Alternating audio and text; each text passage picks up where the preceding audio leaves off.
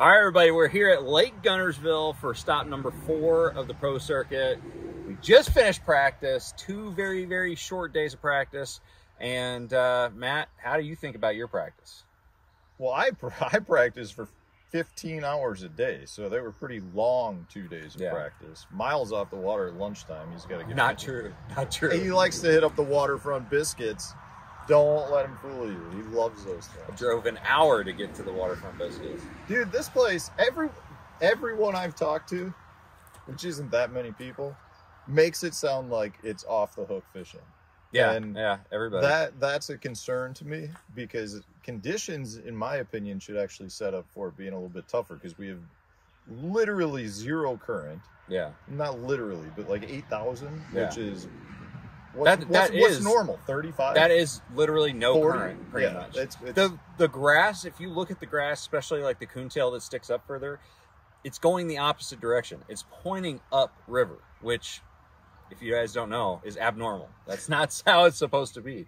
So it's actually kind of backflowing a little bit. Yeah, so we've got no current, which usually hurts the bite. We are pretty much post-spawn. I mean, there's still spawn, but there's fish out, so this is probably prime post-spawn period, right? Which a lot of times can be tougher fishing.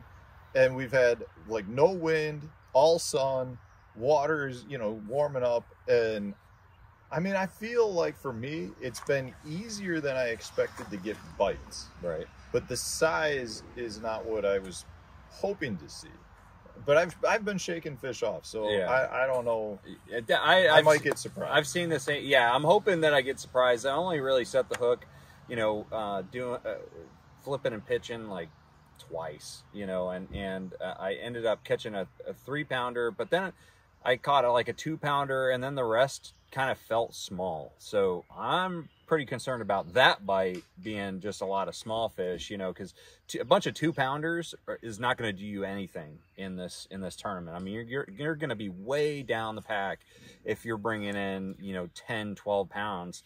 Guntersville is going to fish real tight. If you end up catching 12 pounds, you're still going to be down there in the hundreds for sure.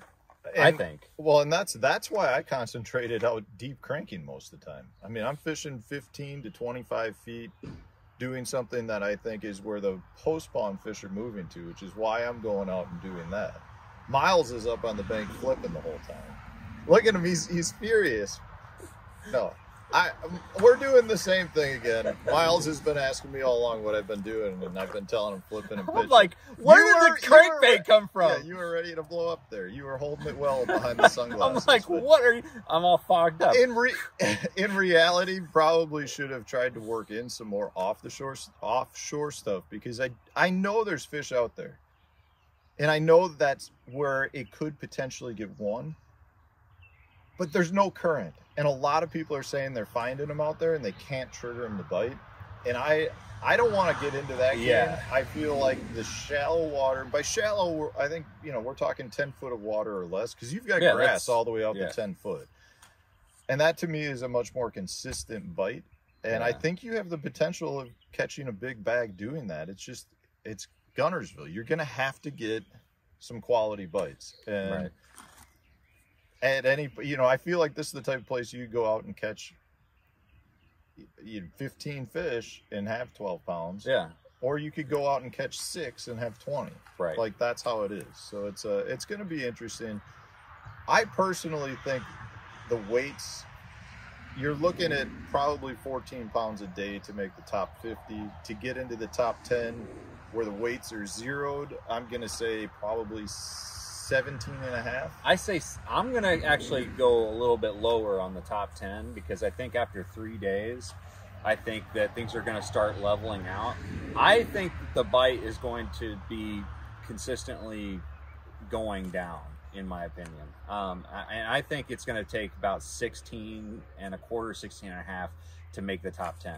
I think that's pretty solid. I think that you're still going to have that 14 pounds a day to get in the top 15, maybe even 14 and a quarter, or the top 50. But top 10, I don't think is going to be a crazy big number. That's just my personal opinion. Hey, I mean, there was a BFL tournament 2 weeks ago. No, last weekend. last weekend, and the winner had 19 pounds. Same conditions, really. Yeah, and that was 170 boats or something like that. So, you know, the high-end weights weren't that great, and there were not that many bags over 16 pounds, but there were a ton of bags in that 13 to 15 pound range, and I think that could be what we're looking at. This lake is too good as far as the average size out here. You know, the amount of 3-pounders in this lake is pretty incredible, even with them being skinny and post spawn right now. I hope so. I mean, like I said, I haven't seen them.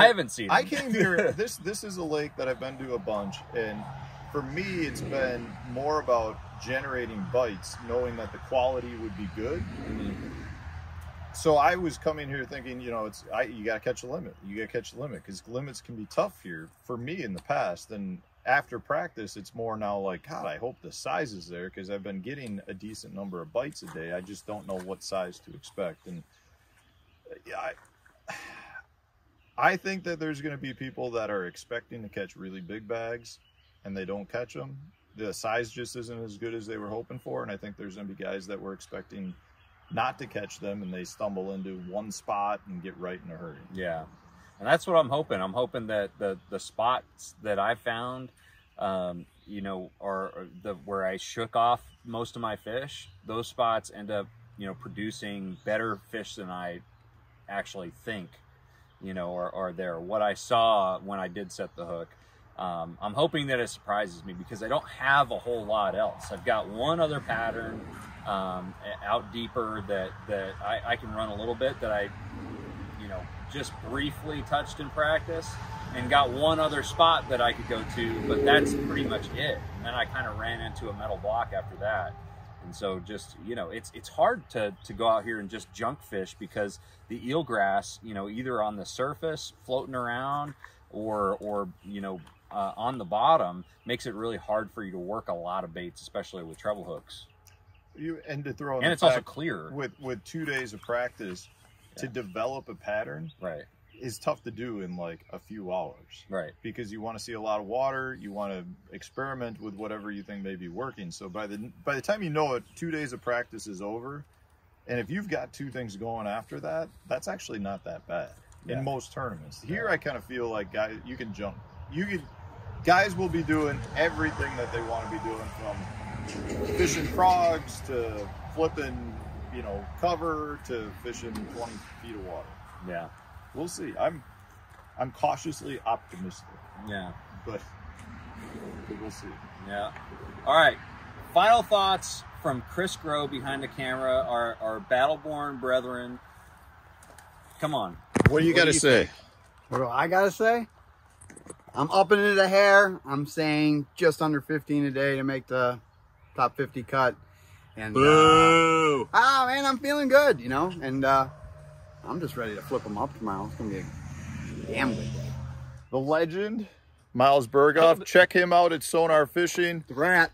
Check out the chain rat Chris Grow at Chris Grow Fishing. Yes, sir. And check out myself, Matt Steffen Fishing. Stay tuned. Let us know in the comment section, of the 3 of us, who will have the biggest day 1 bag. Thanks for watching.